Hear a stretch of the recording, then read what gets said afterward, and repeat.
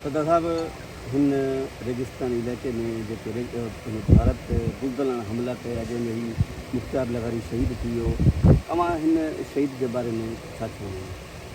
असां अॼु हिते हुननि जे ॻोठ मुख़्तार लगारी जे ॻोठ में हिते आया आहियूं। मुंहिंजा फैमिली मेंबर बि हिते मौजूदु आहिनि ऐं शहीद लाइ दुआ बि कयूं था। अल्लाह ताला हिननि जे घर वारनि खे सब्र अता फ़रमाए ऐं शहीद आहे अल्लाह ताला हुनजे दर्जो अता फ़रमाए। सदा साहब जेका पाक फ़ौज हिमत करे भारत के नक में नकीली विधी आहे, जेका फ़ख्र करे पई त जेको राफेल असांजो जंगी जहाज़ आहे पाकिस्तान खे चंद घंटनि में जेको उहो तबाह कंदो, पाकिस्तानी फ़ौज उनखे तबाह करे छॾियो। अवां इन पाक फ़ौज जे लाइ छा कयो? ॾिसो, पहिरियों त उन्हनि हिकिड़ो टेररिस्ट अटैक जेको पहलगाम वारो उनखे हिकिड़ो बहानो ॾेई करे और हिकिड़ो प्लान कयो। इवन दो असांजी सारी लीडरशिप गवर्नमेंट सभिनी इहो चयो त तव्हां इन मसइले जो हल पाण डेलिब्रेशन सां कढूं। पहिरियों बि माज़ी में जेके बि पंहिंजा मसइला मसाइल थिया आहिनि 19 खे ॾिसो या उन खां अॻु में ॾिसो, हलो 65 ऐं 71 खे बि ॾिसो, जॾहिं को थिया आहिनि। ऐं उन ते असांजी कोशिशि इहा रही आहे, छो त अमन पसंदि आहियूं, त पाण का डेलिब्रेशन थिए, को डिस्कशन थिए, को अहिड़ो हल कढूं सोल्यूशन। लेकिन उन्हनि जी तरफ़ां हमेशह जेको आहे, तव्हां ॾिठो आहे जीअं तव्हां हाणे चयो बुज़दिलाना हमला उहे थींदा रहिया आहिनि ऐं उहो बि को टारगेटेड न, उहे बुज़दिलाना हमला हमेशह सिविलियन से थींदा रहिया आहिनि। हाणे बि उनखे जेको बहानो करे उन टेररिस्ट अटैक खे हिननि जेको पंहिंजे पूरे मुल्क में तव्हां ॾिठो जिथे बि उन्हनि पिन पॉइंटेडली हमला कया, उहे सभु सिविलियन साइट्स, ऐं पाण रिटेलिएट न कयोसीं। इन लाइ रिटेलिएट न कयोसीं, पाण चाहियोसीं त असां उहो रूम थोरो पंहिंजे आर्म फोर्सिस गवर्नमेंट इहो चाहियो त उहो रूम रखूं डिप्लोमेसी जो। लेकिन जॾहिं उहो 2-3 ॾींहं खां पोइ फेल थी वियो ऐं हुननि जा हमला थींदा रहिया, त पोइ पाकिस्तान का मतिलबु क्या ला इलाहा इल्लल्लाह, पोइ पाण बि कॾहिं न पोइ हिते हटियाऊं, न करी हटंदा बि से। पोइ तव्हां ॾिठो त पाण हुनजे घर में वञी करे हुनजा, तव्हां त इहो ॻाल्हि कयो था पिया, हुननि जे रफ़ाइल टेक्नोलॉजी जी, S-400 टेक्नोलॉजी जी, हुननि जे एयर बेसिस खे वञी करे, इवन इहे त टारगेट्स हुया, असां प्रिसाइसली टारगेट्स बि हयासीं। ऐं गॾोगॾु अल्हम्दुलिल्लाह ड्रोन्स जंहिंजी वजह सां पाण हाणे हिते वेठा आहियूं, मुख़्तार जी बि शहादत हुनखे नसीब थी, त इहे उन ड्रोन खे बि पाण डिटेक्ट करे। दादा साहब, जेका उन सफ़ेद झंडा बि चढ़िया बॉर्डर ते, त असां जंग नथा चाहियूं, उनजे बावजूदि वरी उन 60 ड्रोन ॿिया पाकिस्तान में हमले लाइ मोकिले छॾिया। इहो छा ड्रामो हो हुनजो, छा कयो? ॾिसो, उहो त उन्हनि जो, ॾिसो जेके बि मुआदा उन्हनि जा थिया आहिनि न, उहे इहो ई ठगी जो हमेशह ठा थियो आहे उन्हनि जी तरफ़ां। ऐं असां त चाहियूं था त शयुनि जो हल निकिरे, पर अञा ताईं कॾहिं निकितो न आहे। त हाणे बि इंशा ताला अगरि उहो अहिड़ा बुज़दिलाना को हाणे सीज़ फायर त थियो आहे, उहो ख़ुशाइन ॻाल्हि आहे, उनजो सोल्यूशन्स शयुनि जूं निकिरनि। अगरि न निकिरंदियूं त पोइ असां हमेशह तयारु हूं, असां पंहिंजे पाक फ़ौज सां गॾु। तव्हां ॾिठो त केतिरो फ़ख्र सां पूरे पाकिस्तान जो, हर मुसलमान जो ऐं पंहिंजे सभिनि दोस्तनि जेके ममालिक आहिनि सभिनि जो सर फ़ख्र सां बुलंद आहे। पर हुन सां गॾोगॾु जेको आहे इंशा ताला होपफुली इहो थींदो त को अमन थींदो। पर असां हिते ख़ासि तौर ते तव्हांखे ॿुधायां त हे वाक़ियो थियो, या हिते जेके पंहिंजे इलाइक़े में कुझु वाक़ियात थिया, मां हुयुमि कराची, ऑब्वियसली असांखे हुते हुजिणो हुयो, लेकिन असां हिते तयारी करे छॾीसीं गवर्नमेंट जी तरफ़ां, गवर्नमेंट ऑफ सिंध। ख़ासि तौर ते हिकिड़ी ॿी ॻाल्हि बि तव्हांखे ॿुधाए छॾियां त केतिरे बहितरीन तरीक़े सां चेयरमैन बिलावल भुट्टो हिकिड़ो पूरो इंटरनेशनल मीडिया ते केतिरो बहितरीन पाण जो केस रिप्रेज़ेंट कयईं।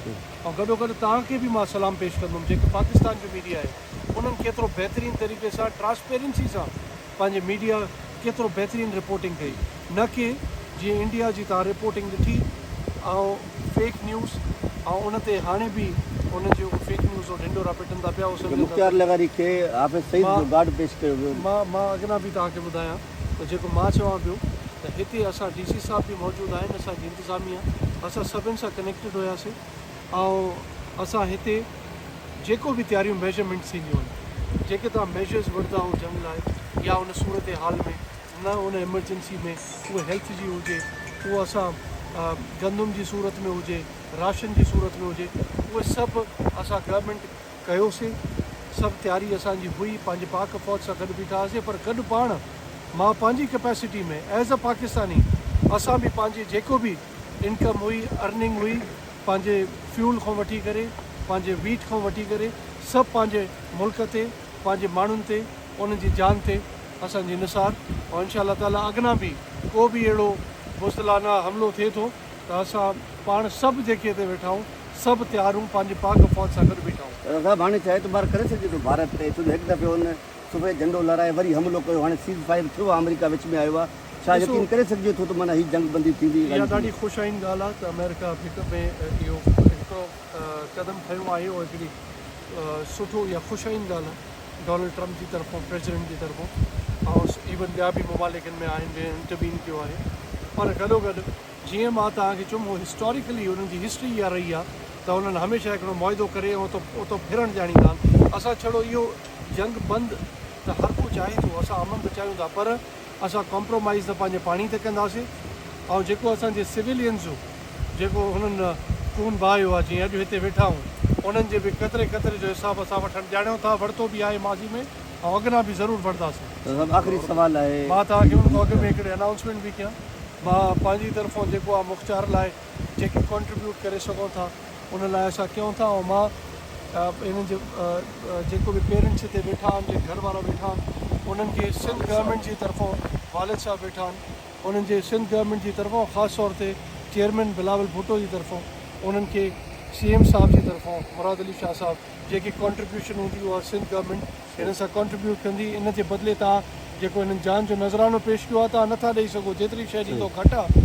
पर जेतिरो थी सघंदो गवर्नमेंट हिननि सां गॾु आहे। यहाँ मौजूद हैं मुख्तार लगारी के यहाँ जो शहीद हुए, उनके घर वाले भी यहाँ मौजूद हैं और हमने दुआ मांगी उनके अल्लाह ताला उनके घर वालों को सब्र दे, हमने दुआ मांगी। लेकिन जो कशीदगी बढ़ गई थी वो डीएस्केलेशन हुई है और सीज़ फायर हुआ है इंडिया के साथ, लेकिन उनके ये बुज़दिलाना हमले ये सिर्फ आज नहीं, हिस्टोरिकली भी आप देखेंगे पार्टीशन के बाद कितनी दफ़ा इन्होंने ये बुज़दिलाना टेक्निक्स अपनाई, लेकिन हर दफ़ा हमने उनको फेल कर दिया।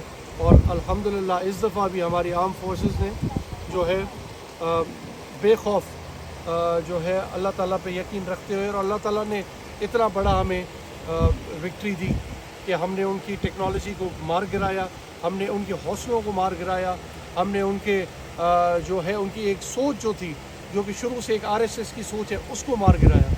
तो मेरे ख़्याल से ये बहुत बड़ी अचीवमेंट है, बहुत बड़ी विक्ट्री है पाकिस्तान के लिए।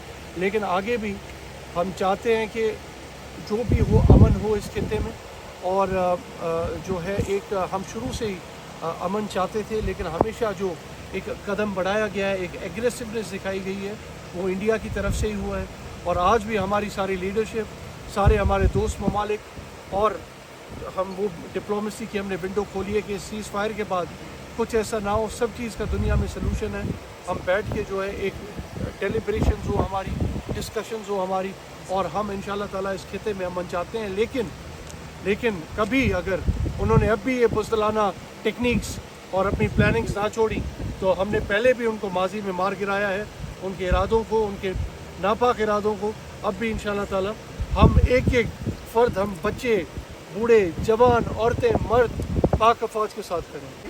ज़ाती कंट्रीब्यूशन मैंने की है और अल्हम्दुलिल्लाह अपनी कैपेसिटी में रहते हुए, लेकिन सिंध गवर्नमेंट की तरफ से जो ऐलानात हैं वो भी आप जल्द जानेंगे, जो कि मुख्तार के लिए, उनकी फैमिली के लिए जो है अल्लाह ताला इनको सब्र दे, और वो शहादत का दर्जा उसने पाया है।